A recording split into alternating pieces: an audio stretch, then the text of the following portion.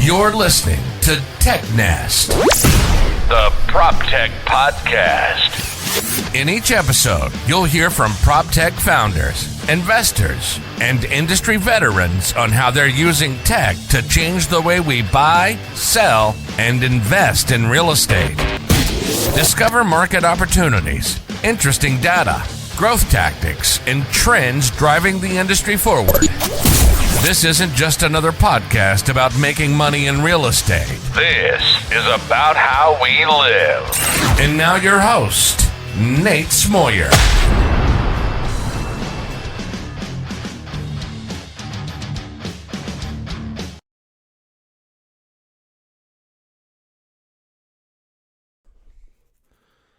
All right, well, what a fun show we have for you guys lined up today. I'm excited because I got a fellow podcaster on the show. I've got Mike Wolber. He's the Chief Revenue Officer, his day job at Rent Dynamics.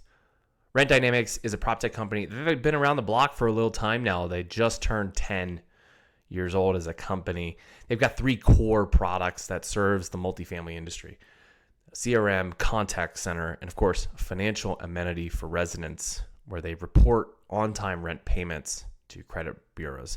They call that product RentPlus. We talk all types of things of Proptech, trends in the industry, but also we get into a little bit about the side projects that Mike has going on. It's part of the value he brings to companies he's at. His podcast, the Modern Multifamily podcast, and even we talk through the podcast network he's building. He's one of the few that really does give back into the industry, and I don't say that lightly. I really think that Mike's one of the rare ones in this industry. So let's go ahead, jump in, hear what he's working on, and hear what Rent Dynamics is all about. Hey, Mike. Welcome to the show. Nate, thank you for having me, man. Happy to be here. I'm excited to have you here. It's always good to have another podcaster on the show. You're used to being the interviewer, and now you're on the other side of the mic. How's it feel? Yeah, episode 80 of my show went out today, and I've been doing it for about 2 years, and it's fun. You know what's cool is that you didn't prep me for this episode, and I think for some people that might really stress them out, but when you're comfortable being behind a microphone, it just kind of makes for power and having fun. So looking forward to the chat and excited to get to know you more today as well. Now, in fairness, I actually don't prep any of the guests before we record. So our process, I used to have some help, but I am now a one-man band, very streamlined. And it is really simple. You know, I have a questionnaire, and you saw the questionnaire, which kind of preps you because you provide some things that you might want to talk about or dig into. And I do have a pre-show rigmarole, typically. We'd go into, like, I'd lay out how many questions I might ask you in the time period, and then what do you want to get into? What do you really want to make me focus on? We kind of went into that a little bit. Let's talk about stories and numbers and examples and that kind of jazz. That's usually the prep. But you're a seasoned pro. I didn't feel like, that would be necessary here. I knew that you were going to be able to handle it hot on the mic. Yeah, well, I'll do my best. Pun intended. Mike is ready to roll with you today, man. All right. Well, I'm excited to have you on the show here because you're quite a dynamic guy. You've got a handful of things happening here. CRO, full-time at a Proptech company called Rent Dynamics. You've got your own podcast, the Modern Multifamily podcast. And then you have a podcast network you're building called Smarter Living. I want to start with right at the top. How are you managing? Just right from there. Really good at drinking coffee, really good at prioritizing, and have really just fallen into this core belief that what you do should energize you, and everything I do right now energizes me. I've really cleared my life of drain. So I do work a lot. I'm on almost all the time, but I just enjoy the heck out of this industry, out of building. I love media, and so I think I'm just doing things that really give me energy and joy, man, if I'm being honest. Yeah, awesome. And so let's start with the day job. Let's jump into the day job. You're the Chief Revenue Officer at Rent Dynamics. First, what is Rent Dynamics for our listeners, and then give us a little bit of background as to what it means to be the CRO. Yeah, for sure. So Rent Dynamics, we're based in northern Utah. We HQ out of Logan. We're about an hour and 15 minutes north of Salt Lake City, and been in business for 12 years. Come this summer in June, and really as a business, we're focused on our core mission, which is to make lives better. And I'd say that comes through in our product set. We really help residents find their next home. We've got a 24/7, 365 contact center. We've got a core CRM product that's used by hundreds of thousands of units across the U.S. on site or centralized to facilitate, a predictive and smooth leasing process. And then we're also fintech because we've got a massive and growing quite rapidly product and program called RentPlus, where we help residents level up financially. We report rental payments to the credit bureaus to help them establish and improve credit. And then when they're ready, we'll help them facilitate the home purchasing process through one of our core programs called the Advantage Program. So really full cycle on the resident side, but work with many of the largest owners and multifamily operators out there. So you said 12 years now Rent Dynamics has been operating? Yep. And, I'm not the be all of like where companies are at, but it really seems like if I had to kind of take a step back, you guys have had a breakout in the last few years. Because admittedly, I don't know when we got connected. It might have been like 2 years ago or something like that, for some time now. But that's when I first started noticing, you guys popping up in more conversations, seeing more, hearing more about you guys. What is that true? The last few years have been a bit of a breakout, and if so, like, what do you attribute to? What's been going on that's helping you guys break out, especially after that long a time period of building? It's a great question, and it's true. I would say that the tail end of 2020, the early days of 2021 is really when we started to accelerate. And I was recruited in the fall of 2020 after a really fun 6 years at G5, a company that had a really successful exit into the RealPage ecosystem. And I joined as our first-time chief revenue officer hire to really help orchestrate a go-to-market process. So I oversee marketing, sales, as well as customer experience. And, I was fortunate to join a business that just had a remarkable sense of how to take care of customers and how to be customer-led. So lots of our business had been through the founders selling, customers being wildly referenceable. And as we've applied, structure and force to go to market, marketing, sales, in field, in territory, all that kind of stuff, it's really just allowed for a faster, explosive growth. We've added about 1 million units to the platform since I joined. Wow. And that's not because of me. That's because I joined a business that was just ready for, that kind of orchestration. So it's been incredibly fun. And we've also, really prioritized collaboration and just doing it, I think, the right way. It does seem to correspond pretty well to you starting at the company and the company taking off. It's funny. It's not a bad thing to put on a timeline, man. It doesn't mean it's all causation, but it's certainly correlated. I also would say that I handled one thing really well, which was joining at the right time. Because I think if I joined a couple years earlier before certain things were in place, or if I'd waited, they probably wouldn't have even hired me because they would have started to go. But I do feel very fortunate that I was able to join when I did. And I believe so deeply in our founder and our executive team and our customers that I moved in the middle of the pandemic, moved out here to Logan, Utah, relocated my family, and just totally having a blast. See, you know what? I think this is something that oftentimes gets overlooked in hiring. In startups, and I'll even say scale-ups, those that have product market fit, their revenue, their even maybe profitability within sight or already achieved. But there are hires to consider for specific phases.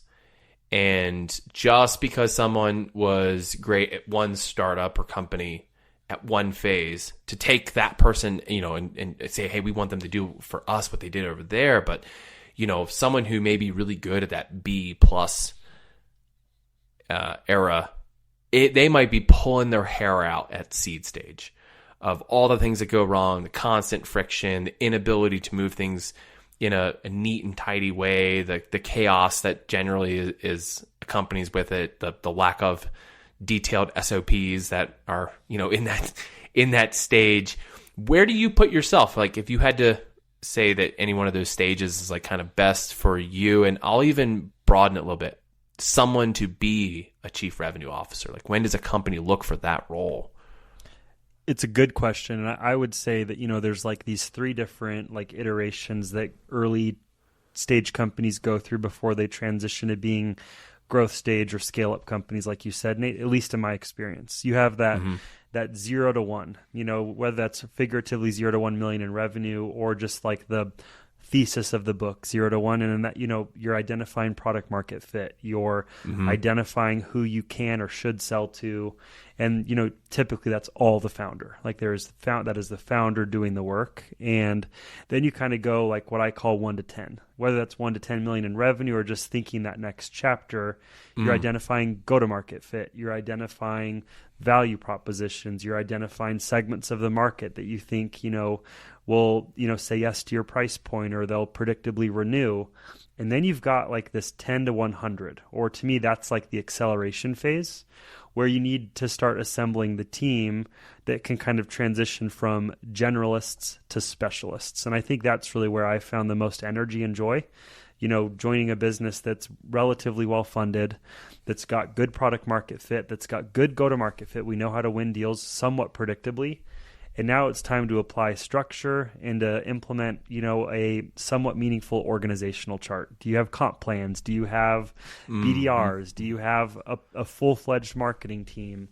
And I think that's probably where I've been the best and had the most fun. And I learned that through an accident at G5. I joined 3 months before closing a $75 million private equity round, and I got to go through it at G5.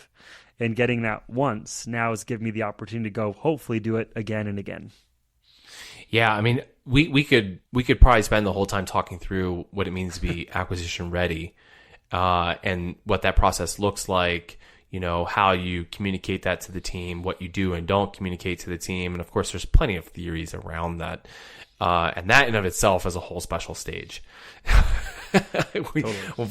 Going through that at Avail, even as I wouldn't say that my role was certainly not the role to have to get that deal to go through. That was our founders and a few of our data folks, really making sure that happened. But some of the role that I had an opportunity to play in that, it was challenging. It was nerve-wracking. But, just even getting to that point was to now is an advantage to think about, like, hey, that might not come as fast again, but these are some of the things that if we can get in place, it gives us the opportunity to enter that stage and talk through that. We'll keep going here. So I'm gonna talk now a little bit more specific into rent dynamics. Yeah. Let me start with this first, because you talked about helping the residents, but you're working with building owners. Who's the customer? We are a B2B to C company. So we sell directly to the owners and operators. We work with ownership groups all over the U.S. and tons of the biggest third-party management companies out there. And many of our customers do both. They own and manage their assets. But we very much consider the resident to be our customer as well. But we sell to, and the contract is held by the property management company or the owner. But as a byproduct, because our product directly impacts residents' lives, especially on the fintech side of the business, we really consider ourselves a B2B to C company, and that we do have direct line of contact to both. So a lot of our marketing revolves around the resident as well as our client where the contract sits. But it's been most efficient to work with businesses and then through them to work with their residents, and it's just been a much more efficient distribution model for us.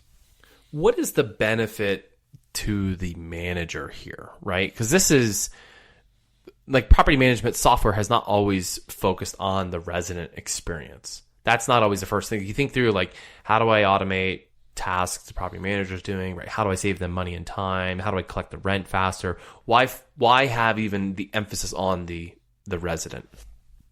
Yeah, I mean, I think a lot of it's like I'd say it's a few fold, if you will. I mean, you look at our marketing suite of products, the contact center, the CRM. It's all efficiency. We're helping, the property teams, but we're certainly impacting the residents by facilitating experience that's predictable and fast and fun when it comes to just leasing and renewal predictability, centralization, which has been, a hot topic the past couple of years, especially being accelerated through the pandemic. But when you look at RentPlus and like our financial suite of services, I think residents are asking for more from their landlords. They're expecting more when it comes to the living experience. They want to live in an apartment, but they want the benefits and amenities of a homeowner. They want maintenance-free living. And I think if you look at the Proptech scene, I mean, centralized maintenance right now, look at what Sweet Spot and Happy Co are doing. I mean, this massive category is really exploding. And I think it's the same thing in ours. But to answer your question, I mean, most of our customers roll out this RentPlus program in a way that it sits on their lease. And when residents sign up for that lease, they start to pay for the product directly. And then we share a portion of that revenue back with our customers. And that is a form of ancillary revenue. So it's a win-win. The resident is winning because they're getting this product. They're getting $1 million in fraud protection. They're getting access to home ownership. They're getting their credit reported to all three bureaus. But for the rent payments, you guys are reporting the rent payments. Yep. But then the property's retaining a little bit of that revenue as revenue share, which then becomes an ancillary revenue driver for them because they're keeping some of that as ancillary revenue. In California, legislated that multifamily operators had to at least offer a path to reporting rent. Am I remembering that correctly? Yep. Senate Bill 1157, SB 1157. So you know it. There it is. Yeah. July 1st of 2021, they mandated. Has that been a nice tailwind for you guys? Yeah, it definitely help us like really crack the category. I think we really went from telling people why it matters to then getting people, coming to us and asking for help in being compliant. And it's been a phenomenal way to go expand, the gospel into these businesses. And we're also seeing Fannie Mae and the holders of loans care deeply about this because they naturally want more homeowners in the market. So Fannie Mae recently selected us to be their agency partner. And so so if you have a Fannie Mae backed loan, they actually pay for it to roll this out across your whole portfolio. So now we're reaching out to every owner that has a Fannie Mae backed mortgage and we are facilitating the process to have Fannie Mae cover the cost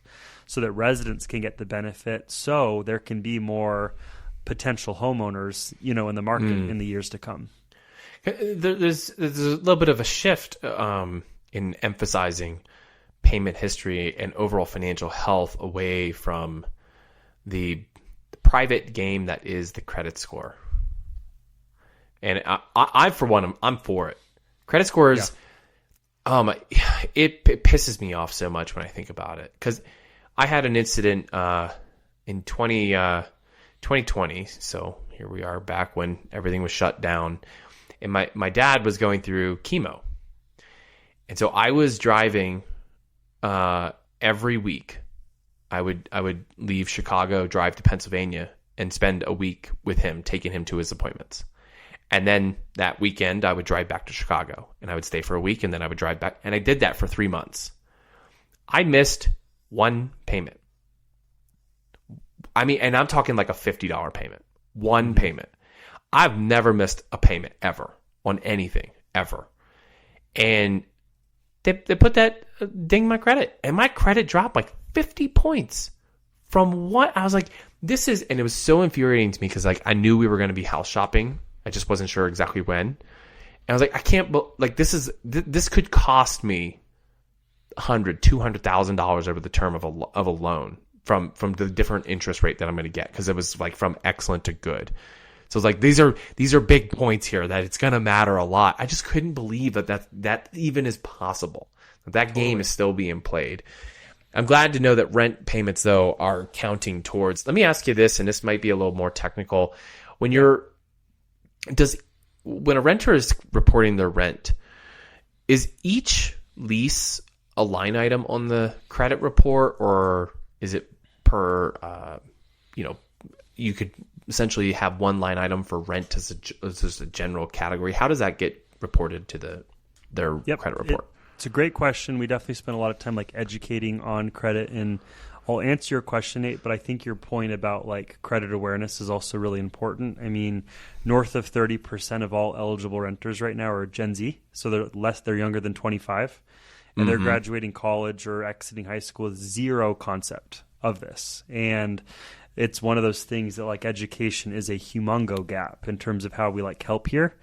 And I think that's another win for the landlord, is to play a role in helping residents level up. And that's certainly how we see it. But the way that it works on the credit score is that you get a trade line added to your file, and you can have a rent trade line. And so that's what happens here. So if a resident, moves in, they get to open up a brand new trade line, which will thicken their file, which helps. It's just like opening a new credit card. We partner with a utility billing company, and if you're working through us and them, you can also get a second trade line for utilities. So then you're on time rent and utilities, which now double thickens your file. So it's all about adding trade lines to your overarching credit file to thicken it. And all of the modern credit scores, like the FICO 10, are now accepting that for making sure that it's going to impact your prime rates and all that kind of stuff. Now all we need is all banks to start looking at the FICO 10, which is it's so funny to think about, right? Is we have this, you have different versions of FICO scores like you would an operating system, and the banks get to choose which ones they look at, of which of the credit reporting agencies they look at. And so you could be doing all the right things and still not get as good a score because they chose to use essentially Windows 95 of credit scores to evaluate your credit worthiness, but I mean, it's such as the world we live in, you know what I mean? Yeah, for sure. Can we talk a little bit about the card program, the Plus debit card that you guys are doing as well? Because you're not just stopping there with credit reporting. You've gone a little bit further for residents.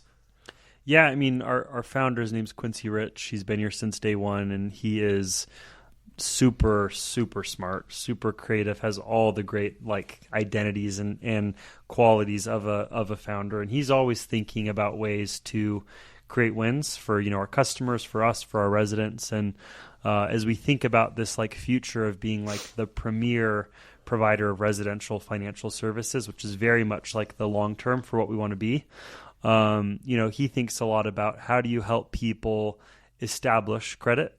How do you help people improve credit? How do you help people that are in maybe that Class A lifestyle protect credit? And then eventually, how do you help people if they want to buy a home? And for us, we really saw that debit card, that secured credit card, as another path to add more flexibility to the amenities that our clients can offer to their residents. And you think through the long term of that, of having a branded debit card that they get access to if they want it, great. If not, no problem. And then ideally, they carry that into the rest of their life, and that becomes something that they can get benefit from forever. But again, you're opening now multiple trade lines, establishing, improving credit, and it just very much fits into the flexibility and the long-term mission and vision for the business. Yeah, very cool. No, I like that. I think I hate to say it as a trend, but the trend to care about resident experience, which feels like it's just not. I mean, resident experience, if you even look up Google Trends on the search of it, it's just non-existent. It's still so low because it's not the thing you look for. We look for property management, but it's not always implied to that is the consideration there. We've had the race to amenities, or the amenities race, if you will, of who can add the best amenities, right? Until we found out that maybe that doesn't just drive rent through the roof. There's some more basic things like respond to phone calls and good maintenance, and friendly person at the door is enough, and it doesn't have to be Pelotons in every apartment to get people to move in. But I think it's a positive thing for the industry overall. And I think long term, I think this is going to be a win, but it's certainly difficult to demonstrate the value because it's maybe for some operators it's an unproven idea. So how do you guys overcome that where, hey, it's like, I don't know if I want to pay for all these extra tenant things. Like, it seems like a distraction, or maybe they won't like it, and that kind of thing. Yeah, I mean, there are a couple things. I think one is people in general, I think, want to do good.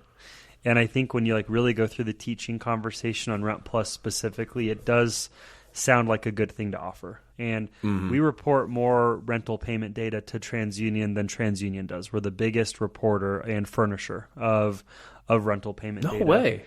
And there's a lot of like significance that you can provide through the teaching conversation. And one of the big kind of trend lines over the past couple of years has been the rise of ESG. So really thinking about your impact across the environment, social, and corporate governance. And it's pretty easy for people to, demonstrate environmental responsibility with water consumption or paperless billing. It's pretty easy to say that you're following the rules as it relates to the G. The S is quite hard to measure. And as you look at like the competitiveness of raising capital, going public, becoming a REIT, all of a sudden the modern investor cares about all three. So we really see this as a play, if you buy in, to do a socially responsible initiative and to say, hey, across Nate's portfolio, we helped our residents raise their credit scores by 100,000 points last year. And it was a compelling reason for them to also say yes to the renewal. And you're right.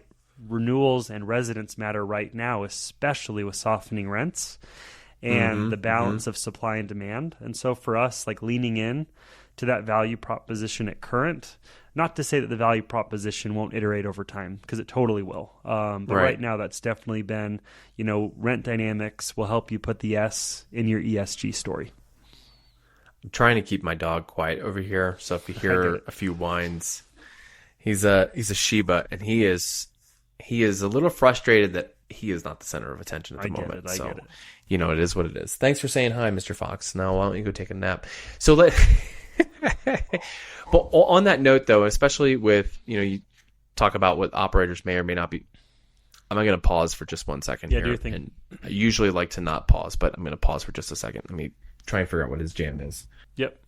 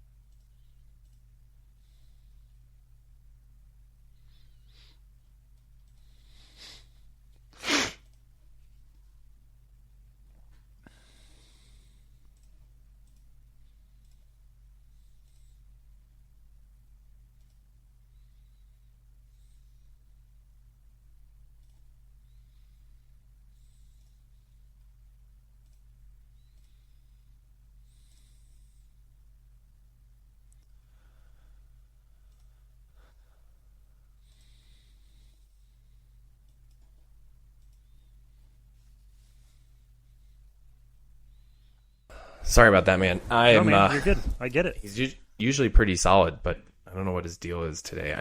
You're totally good. I think I do know what his deal is. All right, I'm gonna ask you about renewals and turnovers.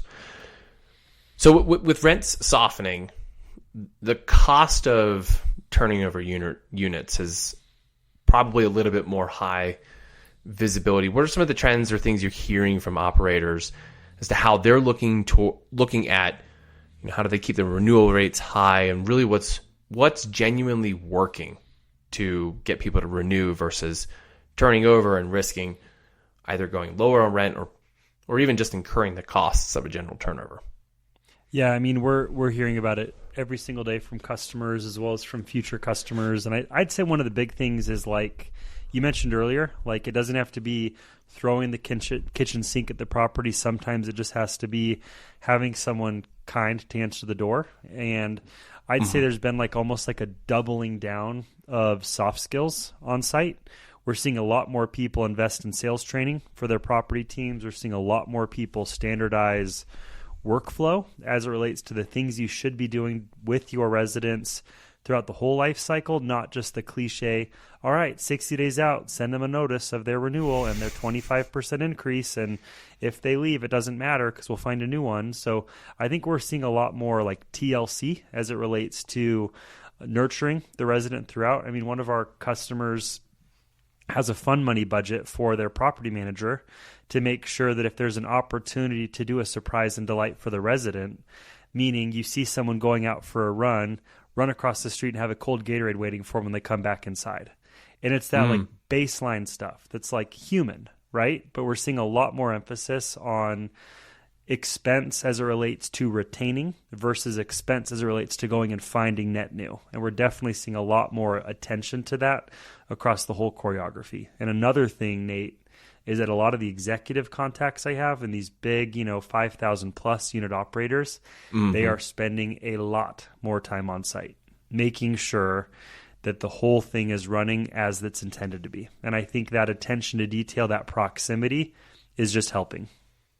Oh, interesting. Now, personally, I like the idea of having a treat when I come back from a run. I would go for a warm cookie.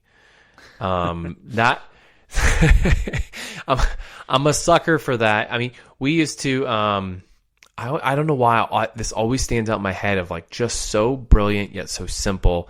At every one of our open houses when I worked at a home builder on the weekends, we would have fresh baked cookies in the oven. And I learned a lot about that. Like the moment when you walk in and that smell of like fresh sugar cookies, right? Just like hits you as you walked in. I've always thought about that. There's like something about, and so I think that could work in apartment buildings too. Every Friday, there's like there's bagels or cookies down in the. I'd go for it, even if I was trying to eat good. I would live there. There is a ton happening in Proptech right now that like is amplifying this too. I mean, a company that I'm like pretty fond of is called With Me, and they do in-office printers, and they just opened up a second branch called Sip With Me, and it's in-office coffee machines for the community. And I mean, I think we've probably as an industry looked more closely to hospitality than ever before. And right now we're seeing a ton of that. I mean, you talk about the DoubleTree from Hilton, that predictable warm chocolate cookie when you check in. We literally have clients who have said, okay, we're going to do the same thing. We're going to do warm cookies. Why not? At 5. And like it works. It does. It's soft. It doesn't sound measurable. But I think sometimes doing the things that are hard to measure is the difference between retaining and losing.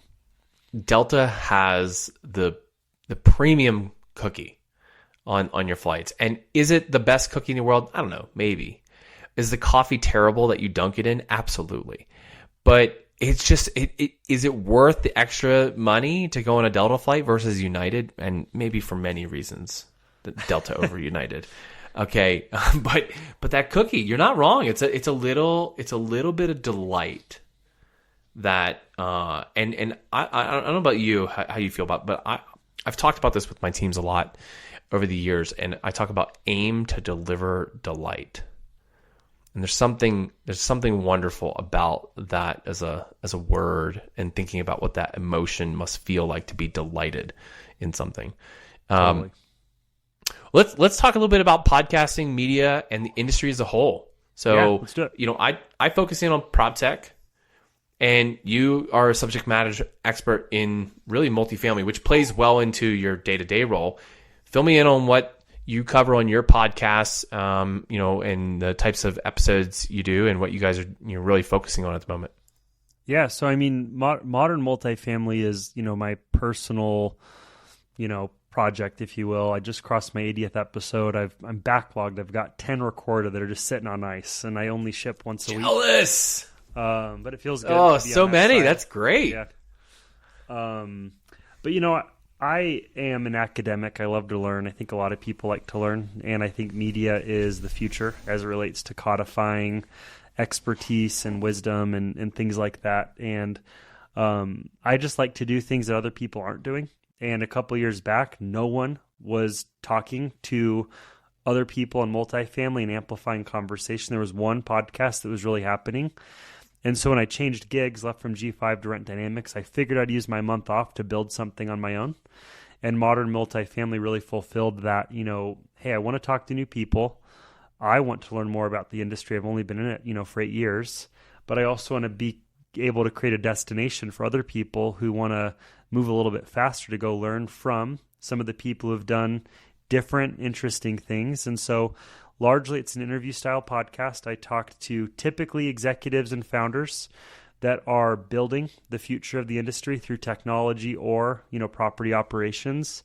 And I try to keep them pretty punchy, 30 minutes or less. And I ship weekly and recently started a newsletter on top of it just to help amplify a little bit more my point of view, but also other people's points of view. So modernmultifamily.fm is kind of the all things Mike through multifamily media. It's like you were ready to give that pitch. I love it. For people who, because I'm sure you get asked this question from time to time, like, it's so much work to run a podcast. I tried it once and I got 2 or 3 weeks in and didn't have content or didn't know how to get guests. And I'm always confused by that. I'm like, I feel like there's so many people that should be doing a podcast. But I'm curious from your perspective, like, who do you think should be doing podcasts? Like, I'm sure there's people listening to this because I see Proptech founders do it every once in a while. I see venture capitalists spin up their own podcasts. Who should be podcasting? Everybody. I really think that, like, the riches are in the niches. And I think that, one of the big things that people struggle with is, like, whether it's imposter syndrome or like the spotlighting effect, which I think is super interesting, is this like fear of like doing something that fails. And I don't really know what the like goal is when you start a podcast. I didn't have one. It wasn't to get 10,000 downloads or anything like that. But what I find really fascinating about it, Nate, is we all have a point of view. We're all curious and we all talk or learn in some way, shape, or form. And why not just do it behind a microphone and then share it? And the value in that, whether it's just like networking or seeking out mentorship or, all of the people that are on the job market right now, they could be doing so much with media. And I think that's where, for me, I think anyone who has a point of view or anyone who's deeply interested about something somewhat specific should start a podcast. And in time, you'll build an audience and you can go wider. I certainly have.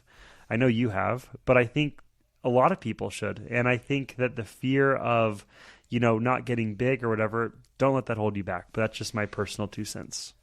I mean, I've talked about this a few times. I mean, I started the show because I identified Proptech as a niche I wanted to get into. I had an agency. We worked with early stage Proptech companies, helping them scale through their growth through paid media. It's like, well, how am I going to get on the phone with these founders? I don't come from Proptech. I don't know anybody.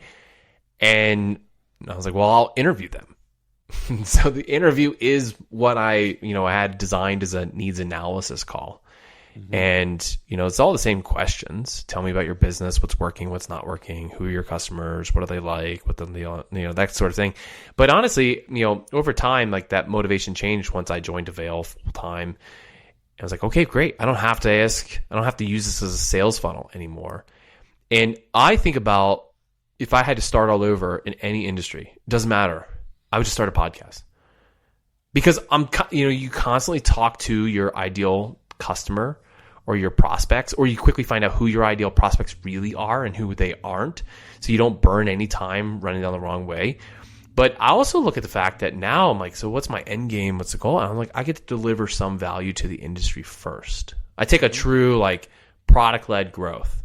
How do I deliver value before asking for the sale? Or can you deliver enough value where people ask you, like, how do I pay for something here? What do I give you? What can I? And I think over time, somewhere along the way, there'll be some cash in on it. But I think, we talked about a little bit of the show, the network. Yep. of, the people you have an opportunity to meet and to collaborate with, you and I being on the show together. I was excited to have you on because I've been seeing you killing it for a while. It's like, well, I get Mike on Tech Nest, that basically means we've made it. And it's true. But I want to ask you something that's related here because, no shame on this at all. I pitch. People come on the show and I see a partnership opportunity. I make sure I hang up. I'm like, hey, I want to ask you something. And I dig right into the pitch. How do you balance the personal podcast and your professional role? And of course, there's going to be overlap. How do you approach that and take advantage of when opportunities really are there to not let them slip by? I love what you just said, and I totally agree. And I would say I really believe in like give, and then ask as just like my overarching thesis to content. Gary Vaynerchuk. Totally. And jab, right hook. And as a marketer, I really believe in like creating an inbound motion, like category marketing versus product marketing. Occupy mind share. So when people are thinking about your product, you're in the top 3. They will come to you when they're ready to start looking. Don't waste your time on the 98% of people that aren't looking. And exactly my thesis as it relates to like modern multifamily or Mike Wolber as a brand is if I give so much value to the industry through conversation and amplification of what I think is happening in the industry that's interesting, and I can become as someone who's trustworthy and has a point of view, there will be a natural byproduct that good things will come from this content, even if it's hard to measure. But I mean, I can tell you that 10% of my guests have converted into customers. But they've asked me. I've not had to ask them. I created so much value and awareness in that organization that when the time was right to talk about one of our cores, they reached out. And that is a good, intangible, long tail of doing something that's equally good for my current employer as well as for myself in the long term. Because I think that's another way that people can think about the benefit of a podcast or a media outlet is marketing yourself, which is something a lot of people don't know how to do. Yeah. I'll not to keep harping on the podcasting, but I'm going to get on to one more piece here because I think you understand this. A lot of times, people are looking to build a following. They want the listenership, and listenership's cool. I guess, I don't know, if you want to be famous and things like that. I kind of like being somewhat unknown, but only known to a few. Mm-hmm. And the few that I get to hang out with and talk to and really relate to are founders, are the VC investors. They are the movers and shakers of our industry. 99% of Proptech has never heard of me or the Tech Nest show. And that's okay. I'm totally comfortable with that because I want to reach right to the C-suite. What's your take on how you select your audience and then the benefits of that? Yeah, I mean, I do believe in fishing with the fishing pole versus throwing a net out as it relates to content media in general. I believe in signals and then using signals to like refine what you're going to keep doing.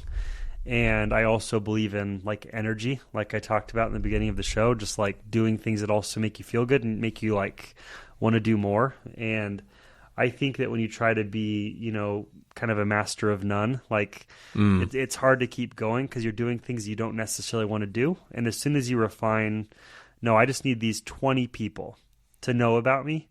And from there, your sphere of influence starts to grow because those 20 people talk to their 20 people, and that's when it gets really good.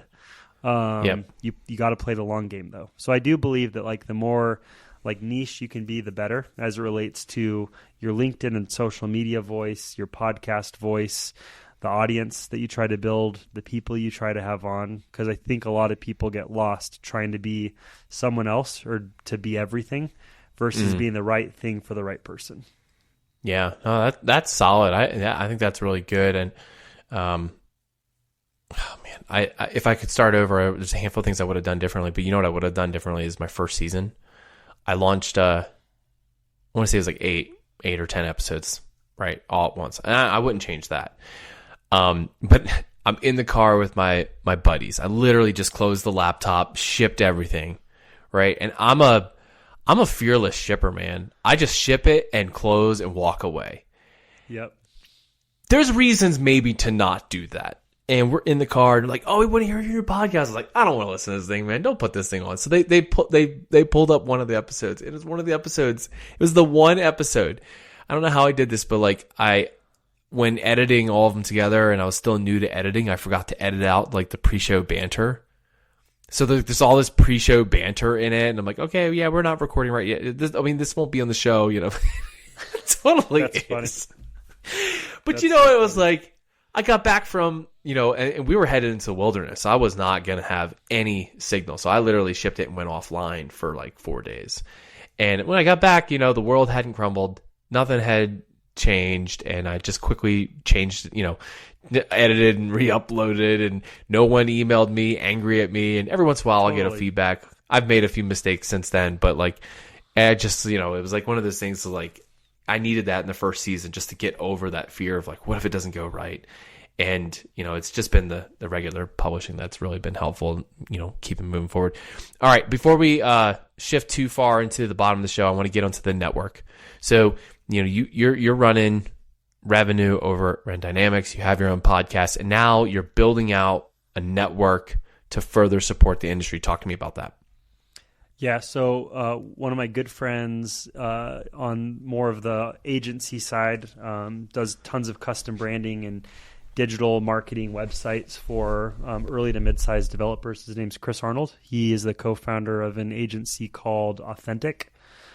He's a longtime host of a really cool show called Transforming Cities, and we've just like really connected over the last year or so as it just relates to like the power of media. And we both are having fun creating in our respective worlds. We have a tiny bit of Venn diagram, but we're pretty separate in terms of who we talk to. Mm-hmm. And we both see the same, call it problem, call it opportunity, whatever. I'm an optimist. So I'll just say like opportunity, which is to like connect all of the content creators that want to amplify in the rentals market to create a space where it's easy for them to get in front of, their respective niche audience. So Smarter Living is going to be, I think, the premier destination when it comes to podcast network. Eventually, I think we see a path to doing some niche, like in-person podcast events. A conference would not surprise me down the road. And really just helping, small creators get in front of a bigger audience and hopefully double down on their current audience. But then on the consumer end, make it easy for them to find content, because a lot of people are interested about student housing or Proptech or development, and there are beautiful shows for all those. And Google and Spotify's SEO can make it pretty hard to find them. And that's really our vision for it. Oh my gosh. Let's not even talk about the Apple Podcast app. It's so horrible. It literally, like, still can't use it well. I agree. I don't understand why. Am I the only one? No, I'm exclusively on Spotify for that reason. The only thing is, I will say this. Have you noticed your Apple Podcast downloads increase recently? Mm-hmm. Big time. Okay, so I thought it was just me, and I talked to a few people recently, and I'm like, I don't understand what's going on here, but I'm okay with this. But I have noticed Apple is pushing podcasts a little bit harder these days to get them onto people's phones. But it is what it is. I don't pay attention to the metrics all that much, because genuinely, to some degree, they're vanity, but it is what it is. Well, yeah. All right, Mike, we are going to transition. And I don't know if you've listened to the show before, but we're going to get into what I like to call For the Future. For the Future is when I get to ask each guest who comes on the show to give their best predictions based on the following 4 questions. Are you ready to play? Okay. I'm ready. All right. First one's easy. What does Rent Dynamics look like 1 year from now? I think in 1 year, Rent Dynamics will be a little bit bigger, a little bit stronger, and just as focused on our core product and our core mission of making lives better. And my world specifically, I think I'll have 8 or 9 more people on the sales team. I think I'll have a little bit of a bigger marketing team, but ultimately I think we'll be more well-known, still having fun, but charging the same direction, which is high and to the right. Love it. All right, number 2. What year is it that 75% of multifamily rental operators are offering rent reporting? Probably 2026.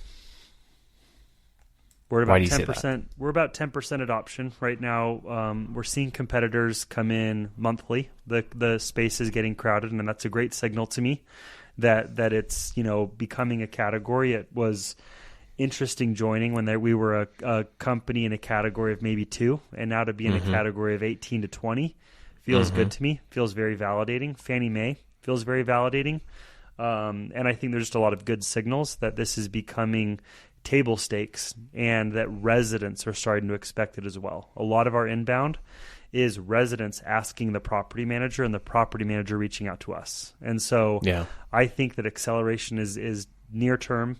It will probably take 3 to 4 years to get to that 60 to 75% number, but I definitely think like the trajectory has begun already to get there. All right. Number 3, what's one industry trend you think will continue, but you wish would go away? Let's see. One industry trend that I think will continue. I think marketing teams will still be posting National Hot Dog Day pictures to have content for their property pages. And I think so will some of the Proptech companies out there that are still trying to find their social voice. The belief that posting something is better than nothing on social is very much a trend, not technology, but a lot of the But if someone looks operators. at our Facebook page and sees that we haven't posted for 2 weeks, they'll think that we've gone out of business. Totally. Is it that line of thinking? Exactly. Yeah. There was a time that was really pushed as best practice. I know. For those of us who can remember. And I hated and regretted it. I despised it then. I did, and still do now. Yep.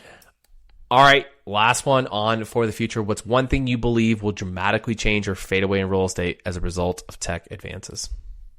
I think that overarching big bet for me is that the creator economy is going to wildly impact this industry. I think people like you, people like me that are charging on connecting with people, amplifying conversation. I think it's going to help brands grow faster. I think it's going to help people rise faster. I think it's also going to kill technology companies that don't, invest in having evangelists that work for their business or help evangelize their business. And I really think that the creator economy is in the early days in our industry of becoming something where people choose to have a point of view that isn't National Hot Dog Day. It's their personal take on a category or the industry. But I truly believe that creators are going to be the future of how property technology companies grow, and also how operators grow through better recruiting and more modernized executive and senior level leadership teams. And I really think doubling down on creators is going to be a huge opportunity, just like we've seen in the enterprise for the past handful of years. Do you know when National Hot Dog Day is? No, is it soon? I had to look it up. I was like, you just said it for the second time. I'm like, all right, I know it's a day. It's got to be. We make a day for everything, and this is America, and it's a hot dog. We got to have a national day. I am getting a search result saying July 19th, 2023. I also see a sub note, maybe that it's the third Wednesday in July. So may not be the same day every year. I'm surprised it's not just tacked on the July 4th. Right? You're like, that makes sense to me. But there is an actual day here. All right, we're going to move into the last 3 questions, Mike. These are more about you, so our listeners get to know you just that much better. First one, what are you reading? Right now, I am reading Flip the Script. It's absolutely incredible. It's written by Oren Clough, who writes a couple amazing books. You might know him as the author of Pitch Anything. Yes. And it's like a psychology book. It's all about getting people to think your idea is their idea. And it's been an incredible read. And he's got a very human writing voice. I feel like he's talking to me, not talking at me. So highly recommend. I loved Pitch Anything. Learning how to reframe conversation. I read that book, and at the time I was still a pretty junior marketer, and I somehow made my way to get a one-on-one with our VP every week, even though I didn't report to him. And I read that book, and I was like, oh, that's why he's annoyed by me, because I just like to chit-chat before we get down to business. And the first day after, I was like a bull in a china. I just ran in, sat down, and just hit him full 100 miles an hour. Just digging into things. And he's like, whoa. He's like, what are we? And I got his attention real fast. And I noticed the tone and the response and everything in our meetings after that totally changed and shifted. And I took all that from. So I'm right now, I just bought that book. Love that script. It's going to my house. Love it. Number 2, who are you learning from? I really believe in the power of mentorship. Really believe that your mentor should change as your career evolves. They should be people that are, peer level, but also aspirational. And I would say as of very, very recently, last 6 to 12 months, I've been learning a lot from Mike Brewer, who is the president and COO of Radco Residential, 5,000 unit owner operator out of Atlanta, Georgia. Runs an incredible podcast called The Multifamily Collective. He just crossed 1,400 episodes. And I learned a ton from Mike. He's active on social. He cares deeply about people. He doesn't know it, but he's definitely a mentor and inspiration to me. And I learn a lot from Mike Brewer. That's awesome. Last one here. What inspires you? There's a Matthew McConaughey clip on YouTube from him accepting an Oscar for winning Best Actor for Dallas Buyers Club back in 2014. And he talks about like the 3 people that everyone needs. They need someone to look up to, someone to look forward to, and someone to chase. And ever since I heard this clip, it's like super inspired me that I'm always chasing myself in 10 years. And I'll never catch him. And ever since I heard it, that is what inspires me. I mean, doing right for my family. I'm a family first guy, proud husband and father. But this like notion of how great I want to be. I want to be a great husband. I want to be a great employer. I want to be a great employee. I want to be an investor, an athlete, balanced, a great son. That's all aspirational. And I find a lot of inspiration thinking about who I want to be in 10 years, who I want to be known as in 10 years, knowing that that's a moving target because I'm never going to catch it. Yeah. So is the saying something like people often overestimate what they can achieve in a year and underestimate what they can achieve in 5 or something like that? Yep. And, kind of, is that how it goes? Yeah. I don't know if it's day or year, but yes, it's basically this concept that like most people are short-sighted. Good things happen over time. Very few people play the long game. And I like to think crazy big, man. In 10 years, where do I want to be? And I love to think about that kind of stuff. And it just fires me up every single day. All right, bonus round question. What's your retirement vision? I want to be done operating businesses by the time I'm 40. I'm 34 right now. And I want to be full-time, passively operating real estate, probably consulting and advising in Proptech, and eventually probably operating again. But I really want to enjoy like the prime years of my kids and not be operating businesses like I am right now. So I've got about 6 years left to fulfill that. I'm well on my way. But that would definitely be a huge part of my like hybrid retirement is take a chapter to do business with my pinkies, and then when it makes sense, get back into full-time operating. Then that'll be at that point, Mike will have 7 podcasts, one for every day of the week. So looking forward to that. I hope you get there sooner than not. Mike, thanks for coming on the show. This was a lot of fun. This totally breaks the normal pattern of what I do on our interviews on this show, and I was excited to have you on because there's so many angles we could have gone. But this worked out really well. For anyone who wants to get in touch with you, learn about Rent Dynamics, your podcast, Modern Multifamily, or the podcast network, where do they go and how do they do that? Yeah, 2 simple call to actions. Really active on LinkedIn, Mike Wolber. There aren't that many of them. I've got an AI headshot with a bright green backdrop, so I'm pretty hard to miss. And I love media, and if you ever want to follow kind of what I'm doing, building, or participate as a guest or subscriber, head over to modernmultifamily.fm, and you'll see podcast, newsletter, blog, and all of that kind of stuff right there. Boom, there it is. I'm really fingers crossed hoping we get a chance to meet and hang out later this year. So hopefully we'll get a chance to do that at an event. But until then, we'll see you around. Thank you for hosting. Thanks for listening to TechNest, the Proptech podcast. Find all the links and resources mentioned in this episode on technest.io. You can get future episodes delivered to your ears directly by subscribing to the podcast on iTunes, Spotify, Google Podcasts, and all other major podcast apps. Follow TechNest on social media to stay up to speed on new developments, resources, and announcements in Proptech. Your support is greatly appreciated. There's 2 ways you can directly support this podcast. Share episodes you find interesting, and then leave a review of the show in the App Store. From Nate and the TechNest team, thanks for listening.